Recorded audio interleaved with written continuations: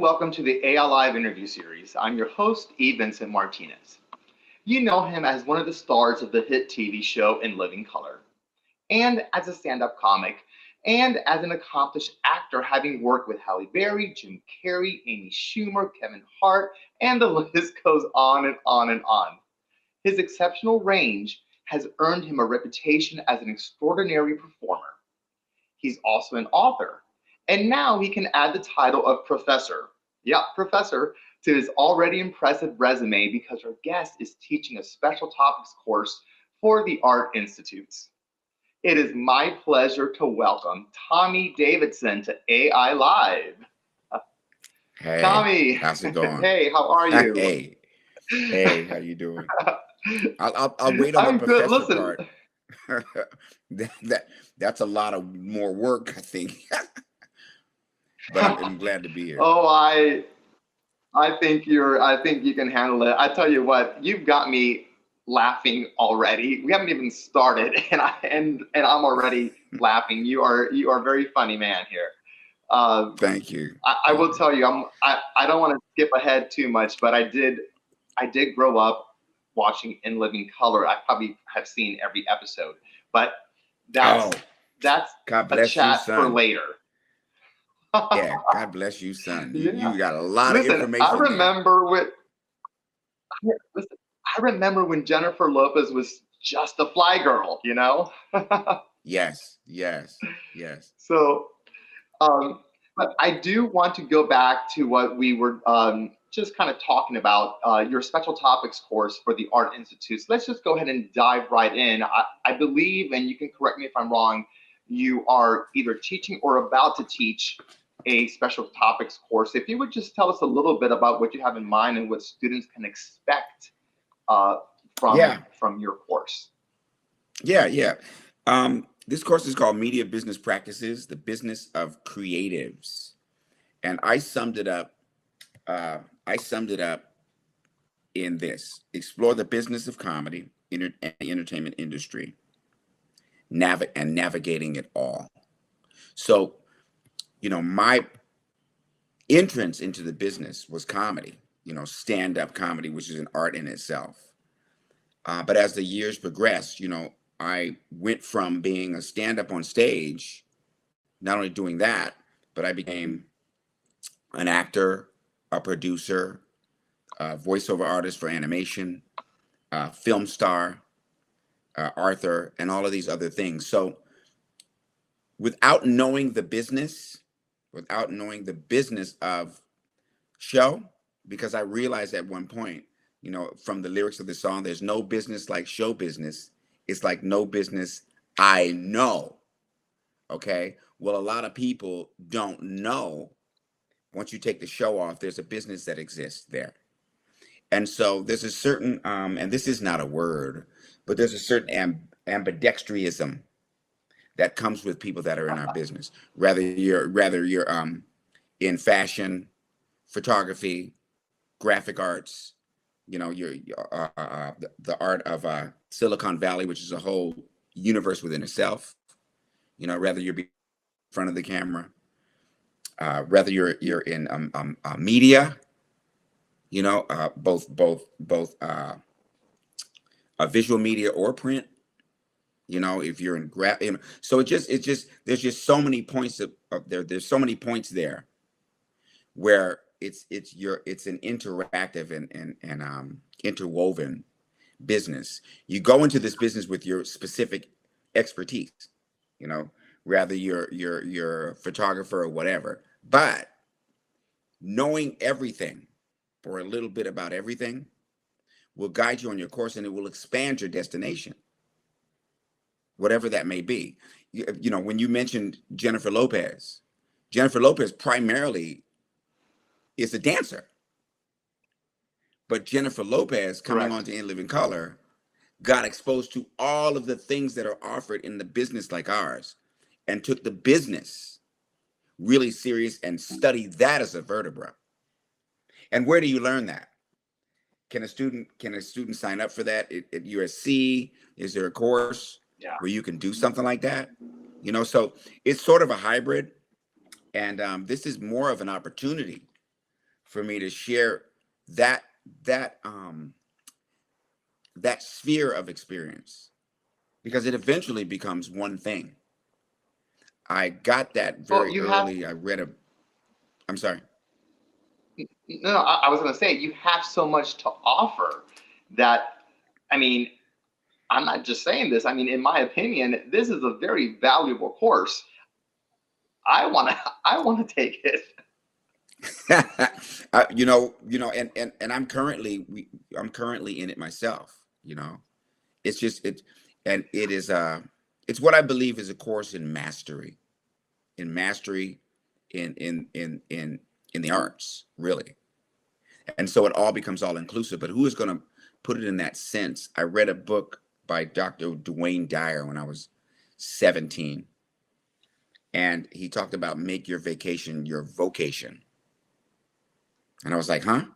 He said, when your job becomes so close to your personal life, it actually becomes your vocation. It actually becomes one. I didn't know that that really sparked inside of me somewhere, because one of the frat brothers got the DJ job I wanted at the radio station that I interned so hard at. My counselor told me, maybe you need to go and find something else, because it seems like your destiny is different than here.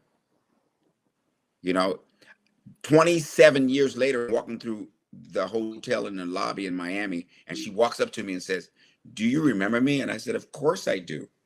And she turns to her husband. She said, "I was scared to death that you're the only student I told, not to continue to go to college. And then I saw you on Oh TV and God, my mind was blown." You know, and I did go to college. yeah.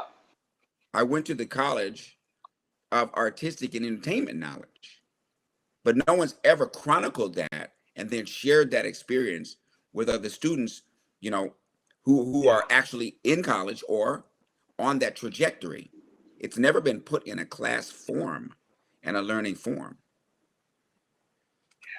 Wow. Until now, with you. until now Yeah. with me, and Exactly. I So, borrowed the model. I borrowed the model from first of all the universe that came my way, because it was just the idea came about by some really smart people who hooked up with me and said, "Hey, how do we do this? How do we take what you have and put that in a form?" And I said, "We can do yeah, it together." yeah, yeah. So let me ask you. I mean, let's go back a ways to your early career, because you mentioned stand up being an art form. I mean, Mhm. me personally, you put me on stage, and if I try to do stand up comedy, I mean, that would be a nightmare for me. I would be terrified. It is an art form. So, I mean, did you cut your teeth in those early days with stand up? I mean, I believe you opened for some pretty amazing acts like Patti LaBelle and Kenny G. Mhm. Mhm. That's a big Mhm. deal. So is that where you really got your career started? Yeah, Wow. that's where I was able to use that one skill that came natural and then add the techniques to it. I was very blessed that when I started doing comedy, I was opening up for concerts because my skill set was singing. I would sing with my comedy, which a lot of comedians don't do.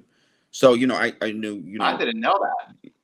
yeah, in my very fiber, I knew, Lou Rawls, "You'll Never Find," or Al Jarreau, or Al Green, "Let me sing, baby." Oh So yeah. I had all these voices going on in my head. So I shot out Wow. like a comet in the concert world. And then when I finally hit a comedy club, that's when it was like, wait a second, the singing is not going to be the only thing that carries me through. I got to actually do some comedy and know what this thing is. And it was when I hit Hollywood and started going out to the real clubs where you would have on any given night Seinfeld, Roseanne, Louis Anderson, Tom Hanks back when he was doing stand up, Michael Keaton when he was doing stand up, Eddie Murphy when he was in the clubs doing stand up, Jim Carrey when he was Wow. just a stand up, Adam Sandler when he was just a stand up. This is before Tim Allen, before anybody had TV shows or movies or anything, Wow. you know. And Yeah. so Yeah. I went there every single night, and that was my training ground to watch how this stuff worked from the greats, from George Carlin, you know, to Rosie O'Donnell, to Ellen now has a show. You know, it was so that was the groundwork that set me forth. And from there, the natural progression was acting. From there, it's writing. From there, it's producing. From out there, media's involved. And then the business of management and agents and business management. And these are the things that, you know, kids that are in school for a certain skill in the arts don't have Yeah. a preview to this stuff. Social media is not going to help it. You know, you're not gonna be able to get the type of experience that you need, the No, tactile experience or insight that you it makes it need worse. from your IG. You know, you can Yeah. make it work, Yeah. but to have, Yeah. for me, and this is subjective, for me to have a substantial linear Yeah. understanding of the business as a vertebrae and as a foundation, like Spielberg, or like an Oprah, or like a Sting, or a Bette Midler, or a Yeah. Cher, and Yeah. have that type of Yeah. elasticity. You know, it is available to Yeah. you, and I think that it can be transmitted, and that's why I decided to do this course, because I know that it could be Yeah. transmitted, but the two worlds have never come together. Painting has. I can use painting as an example. You know, here's an abstract art, so it appears, you know, and it took years to converge the abstract into Yeah. to logical form, a form that could be taught, perspective, you know, and all these different things that, you know, you look at a painting, Right. the Exactly. layman will go, what, they look like they threw that together. Why is that worth so much? You know what I mean? And that's the same thing Yes. now. We're in that same period where you can stand back and go, that's just, I don't know if that's funny or not. You know what I mean? Yeah. Yeah. Well, I can tell you, Tommy. Before I started hosting AI Live and anchoring AI Live for the entire system, myself and our team, our producers, we're all educators. So I can tell you firsthand that our students at the Art Institute are hungry for the kind of experience that you have to offer. Because you're right, there are some things you really can't just teach or learn in the classroom, but when you've lived these experiences, they become teachable moments. And you bring those moments into the classroom, you will have a captive audience and they will benefit from your triumphs and from your challenges as well. So again, I think you've got a really great course to offer us. So I think our students have a lot to be excited about. So Tommy, we have got to. I mean, there's no way you and I can meet today, and we've already talked a little bit about In Living Color. Mm-hmm, mm-hmm, Like mm-hmm. I mentioned earlier, I did grow up on the show. I mean, I've been doing my three snaps up for 30 some years. I mean, there was so much that I related to because of In Living Color. And I didn't realize it then. I was so young. And now, as at my age, I'm like, oh, yeah, that's what that was about. What a great show. I tell you, man. I mean, that really, talk about iconic. I mean, that really propelled you, right? I mean, that just. Yeah, yeah. Well, here I was in Hollywood for 3 years. I had really made some strides, signed with an agent. You know, I was the hottest piece of talent in Hollywood, really. And a lot of opportunities came my way. They kind of fell through, early. Didn't score, so to speak, score commercially. So here I was back at the comedy clubs doing what I do best. Going back to the foundation.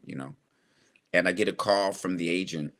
Says, Keenan Ivory Wayans, who I'd met along the way, got a new show called In Living Color. He's bringing together all these comedians and improv artists to do kind of a Saturday Night Live with people of color or people of all colors, you know.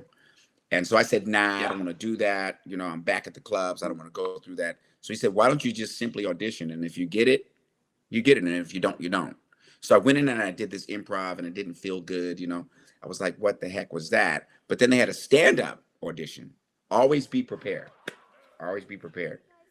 And so I was prepared for stand up, 30 stand ups, all of them, you know, Martin, Chris Oh, Rock, wow. John Leguizamo, Jim Carrey, I mean, David Jeez. Allen Greer, all, I mean, 30, 30 Everybody. of those people that everybody knows, you know, and I'm 30th. Yeah. And I'm like, bring it, because I worked so hard at stand up those 3 years, those 3, 4 years, that I was prepared for that part of it. And I got the part. Now, the real thing happened was to integrate what you're reading in a script into an improv, but yet still have a logical form, you see? And so that's where it really happened. And within Living Color, I got so lucky because in Living Color was about multi-social themes. In Living Color would be perfect now because we're having a problem with the differences between each other. We didn't have any problem on that within Living Color because we made fun of everybody, you see? So if you Yeah, can we laugh at each did. other, yeah, you know what I mean? If we can laugh together, we can live together. That seems to be what's missing now, you know? Amen. And so I was very lucky in that, that stand up gave rise to that. But like I'm saying, if you have a photography student, photography can give rise to whatever's next. If you focus on that technique, if it's dance, you know, dance can open that up. You see that with Jennifer Lopez and Debbie Allen's career. You can see that, or graphic artists in you know, whether you're a cartoonist or strip artist or doing graphic art, you know, whatever those things are, that one foundation can open you up to all the possibilities. But it's that one concentration, you know. And so I was able to do that. We drew a plan, a 15-year plan, okay, to become a successful stand-up and to have specials, okay, to go from that to television, to become a successful television actor, which I did, and then go on to do films as a film actor, right? And then from there, go into Right. producing and authoring and directing and teaching. And I believe we did that we did it all within 18 years, 19 years. You know, we're able to reach You're those. And still now doing I'm in it. that stage. Yeah, I'm in that stage where, you know, I'm authoring and going off and basically I'm in the stage where I'm sharing what I learned with others and helping others globally, you know, which is just one of those things that's just in my fiber as a person, you know. Yeah. So then what drives you? I mean, it's not that you've done all these things. You're Hmm. still in the thick of it. You're still doing all these things and Hmm. more. And I mean, to me that is so inspiring. Hmm. And I do believe that our young people, our students need to know and need to hear, yeah, what drives us, what Hmm. inspires you, Hmm. what motivates you, because Hmm. it's more and more and more, and listen, you're really good at all that you're doing. So, Oh, you know, thank you, oh, you're welcome, but thank thank you. you. How Hmm. did, like, what can you tell our students about this? What motivates you, what inspires you to do what you do and continue doing Well, it? right. Um, just creativity inspires me. You know, creativity is my Love inspiration. that. I keep a I love stone that. wheel, a stone mill wheel in my home. And people say, why do you got a wheel there? I said, because the wheel is an idea, you know? Ideas are powerful. You know, some guy or girl, you know, said, if you take two of these, you know, circular spheres, you know, and you put a stick between them and you put a wooden sled on top of it, man, you can do this. Next thing you know, it's 747s, you know? And if it's a mill wheel, somebody took some seeds, right, that came from some dry grass, which happened to be wheatgrass, right? And then put them on that thing and crushed them into a powder, put some water in it, put it over a hot stone and said, taste that, you know? So it really is, the seed of the advancement of our civilization, really, you know?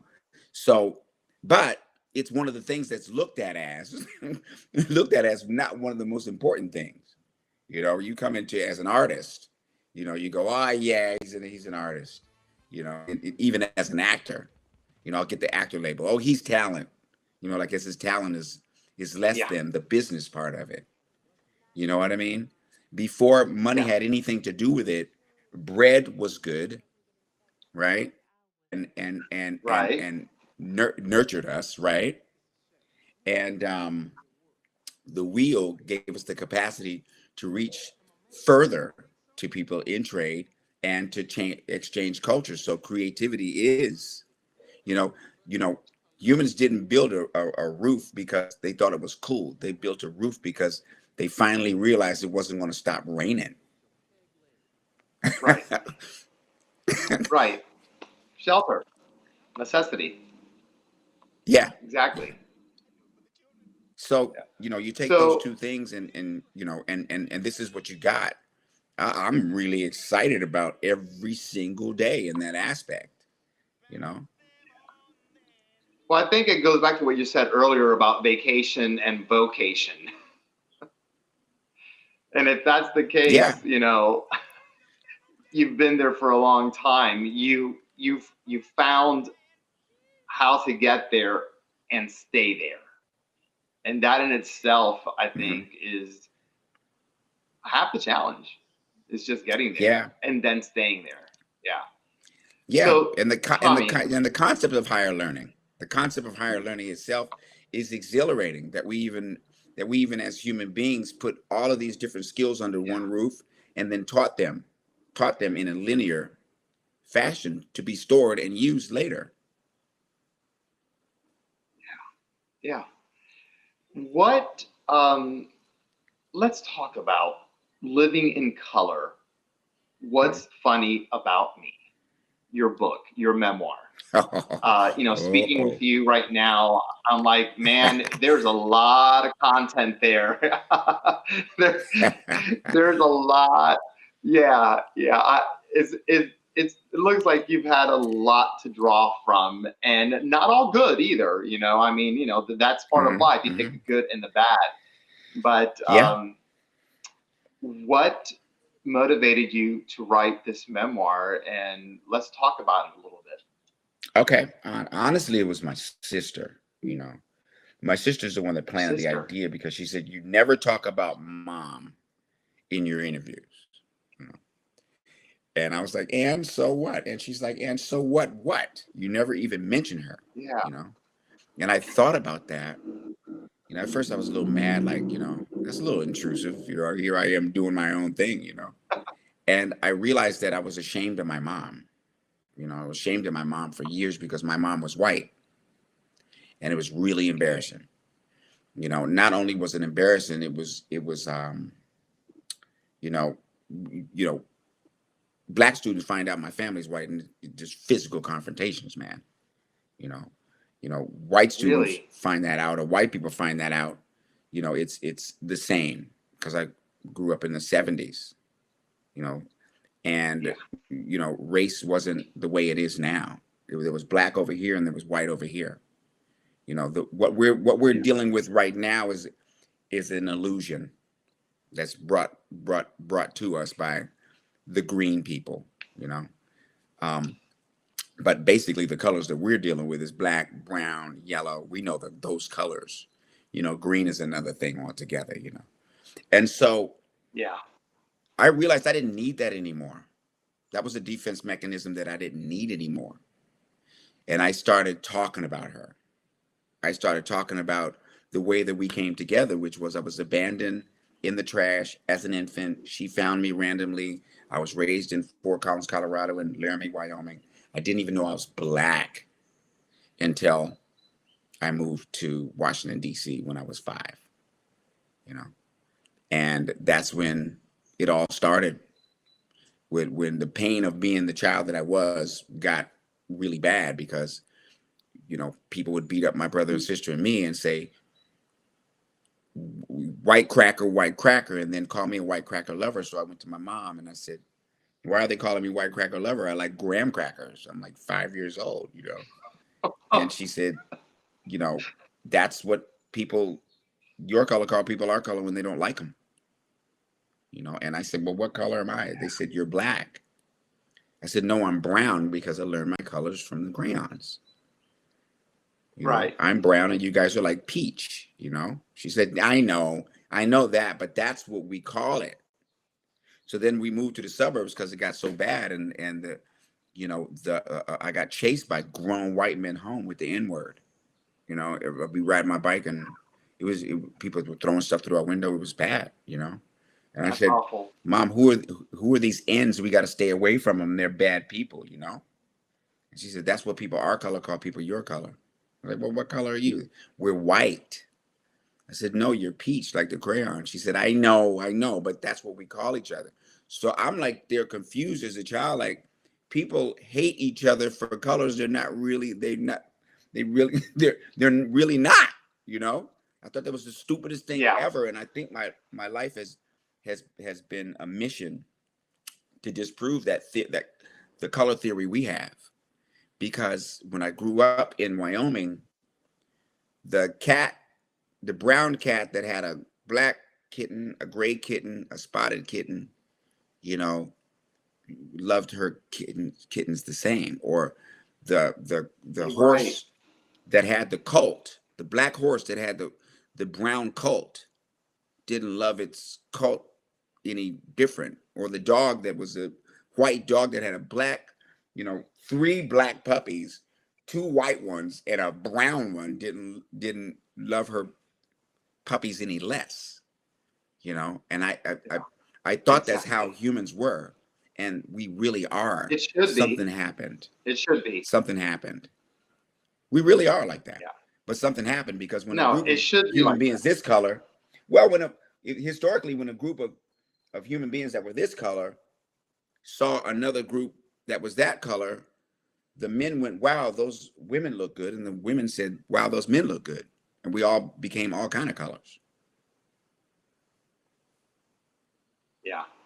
Yeah. It's interesting to hear you say this, Tommy, and I never even talk about this, but since, we're bringing this up, I mean, I didn't realize I was brown until I left my Cuban bubble in Miami in my early 20s and moved out of state to North Carolina and later upstate New York in predominantly Caucasian neighborhoods. And suddenly everybody was all about me being Latino. You're Latino. You're like, it was never a thing. That was never in my, like it was just weird to me. And, yeah, I didn't grow up that way. I mean, yeah, but and it is the reality of our lives.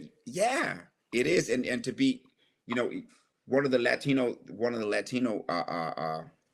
the hard parts about being Latino is there's different types. So there's, it's just like everything. There's all these different, segments. And Cuban is a whole, tú eres cubano is a treche, con grill, lechon. It's a whole nother. It's not Mexican. It's not Salvadorian. It's not Honduras. Exactly. It's not Mexico. You know what I mean? So to be seen as what we are takes contact and time. Yeah. But through art. It does. Through art. Yeah. Man, through you creativity. Can connect.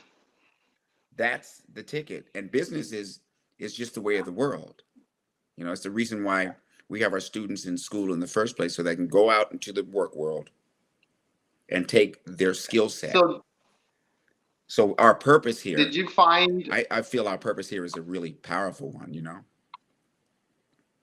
Did you find writing your memoir to be therapeutic for you then? Yeah, but not until my cousin in New York told me to walk him to the subway station. And when he went down into to the subway hole, he looked at me and he said, "Hey man, don't worry about your book and how that's what impact that's going to have on people negatively, because you wrote that book to free you." I was like, "Yeah, I wrote that book to free me." So once I had that moment, you know, then everything was all right. Everything just kind of fell into place. Yeah, yeah. I really realized the reason why that book got written. Yeah. Yeah. Well, and hopefully it's going to help people as well, okay? Because, we think we're alone sometimes because we're living our own experiences, our own, but I think, we're not. We're not alone. And I think that you're going to find readers that are going to resonate with Yeah, with your experiences. yeah. And we think we want to be Yeah. alone. You know, we want to kind of be off in our respective corners of the world, and But, then we'd be comfortable that way. but we're But then when not. that really happened, but no, when that really happened for the last 2 Yeah. years, people couldn't wait to get to the mall with other people. They didn't care what kind. They couldn't wait to get to the Oh, grocery store.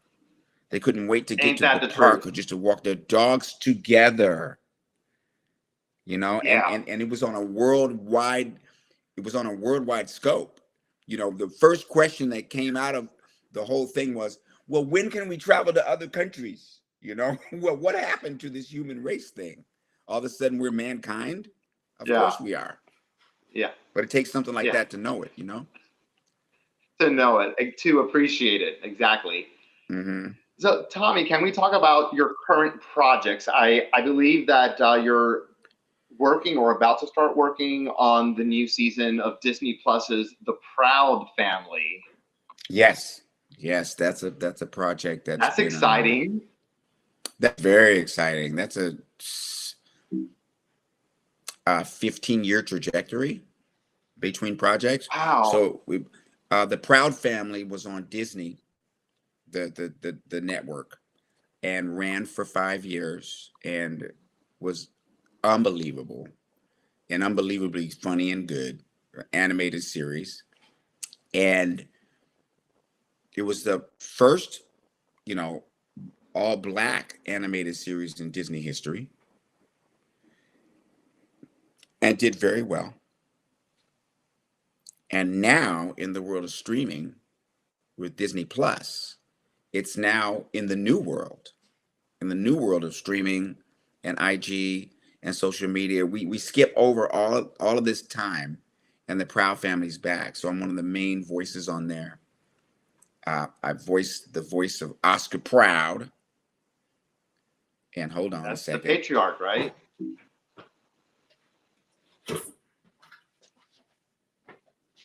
And that's him right there. And everybody should know that. Oscar Proud. This season, that's right, on Disney Plus. Pretty! I just had to do the visual thing so all the kids could see it. um, Oh, that just made so my that's day. yeah. So that's an important project in that it's people of color, so to speak, but we all are, right? That have a Yeah. platform out here, a global platform out here, which is much needed when you have the illusion of separation. You know, like I said, the green people only do that. So it's a really good series, and I'm really glad to be a part of it. I formed a new company in March called One Song, Yeah. which is One uh, song. One Song. And here is my logo here. I happen to have it here.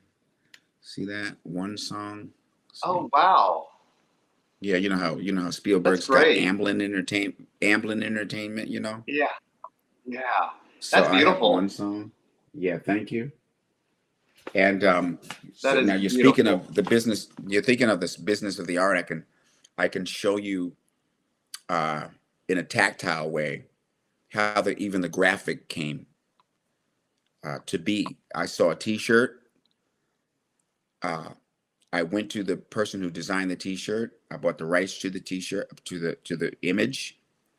I then took that image and, went to some graphic artist, and they redid it, digitized it, and used it as my logo. So there, see these different forms, art forms, how they came together. And I have the right to that image in perpetuity, which means for the rest of my life. I have that. And for the life of the business, I have that. See, these are the little things that don't get taught, you see? So you Cool. can see something But on a you're T-shirt. Professor Davidson, you're teaching. Yeah, you can see something on a T-shirt. You can actually, have it legalized to your business so that you can use it for your own profit. See? And one song also is the where I got the name One Song was from a proverb that was on the side of Amenhotep the Third's one of his temples, and it said, "I act for the one who begat me with affection." So I thought that was autobiographical for me. I act for the one that Yeah. begat me with affection. I act for the one, which is my Yeah. mom, both of them, one who left me, Yeah. one who found me, who begat me with Yeah. affection. So we all sing one song to that, you see?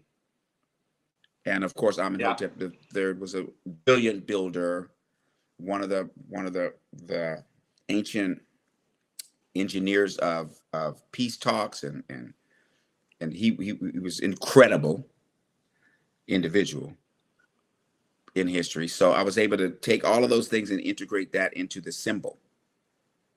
And so the company is that mission statement where I am committed to taking entertainment internationally, not just here in the States, but to do movies, TV, books, animation, uh, um, lectures, series, documentary, worldwide, worldwide. That's wonderful. That's wonderful. That's very exciting. And I love the story behind it, behind One Song and the intellect behind it. I mean, that's, you see, and again, you already said it, but that's the kind of stuff you can bring that to the classroom. And you're going to have Yeah. a lot of students having that aha moment like, oh, yeah. If you make everything meaningful, that changes everything. Mm-hmm. So Mm-hmm. I think it's all very, very exciting, Tommy. It really is. And when you start to see that, especially as an artist, when you start to see that it's all connected from geometry, algebra, English, Spanish, German, whatever, it's all really connected. You know, we're all kind of like Botticelli. He got commissioned Yeah. to make the dome. You know, and it seems it was simple. He simply went in front of them and took an egg and showed them, took and cracked the egg in half and showed them that that's the principle that he's going to use to keep this dome up. That so many people were trying to get commissioned to get this job. And he did it so simple. But if it wasn't for him integrating mathematics, you know, and integrating science and all of that into that concept, that dome is still sitting today that he built, you know.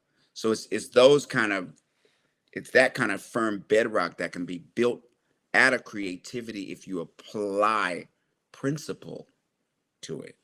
Hey, I said that. You did. You did. Write that down. Write that down, Professor. Come on. Tommy, we are about out of time, but I mean, it's been wonderful having you on Ai Live, but I don't want to let you go. We don't want to let you go. You're such a great guest. And if you have any final words, words of wisdom, message, anything you want to say before we sign off, this is your opportunity. Good. But you've given us a lot of really rich content already, man. I mean, good. Like I said, we don't want to let you go. Just want to re-reference the class, Media Business Practices, the Business of Creatives. Explore the business of comedy, entertainment industry, and navigating all of that. But my message to the listener out there, and this is going to be wide reaching, both meeting the student of anything, right? Is, Yes. it's the time to give the world love back. This is where we are in history. It's time to give the world love back. We've seen the effect of economics and only focusing on economics. And we've seen what effect it has had on our world. So now our worldview has to change. We actually have to become mankind and not the human race. And when I say human race, not this country racing for resources and that country racing for resources and waiting until some big catastrophe comes for us to start to integrate. I think that now is the time to start to really emphasize on our connections. And it's Tuesday, right? And that's my contribution. It's the last day we all have until tomorrow. So give the world love back. I can say it better myself. Thank you for that. Mm-hmm. We wish you the very best with the Proud family, with your Art Institute course, with One Song, and with all your other endeavors. Because I've got a feeling we're going to be hearing a lot from Tommy Davidson in the near future. So thank you for being on AI Live, and good luck, man. It's been really great speaking. Thanks for having me. See you in the near future. A lot of stuff to do. Yes, sir.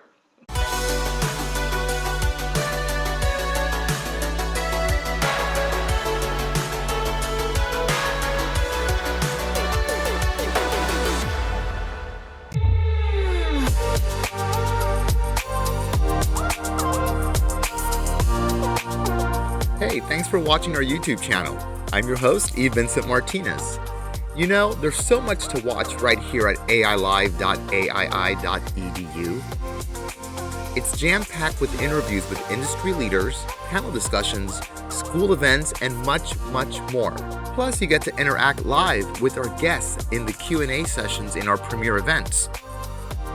There are current shows, or you can delve into our archive for some interesting industry information that you may have missed in our AI Live Rewind series.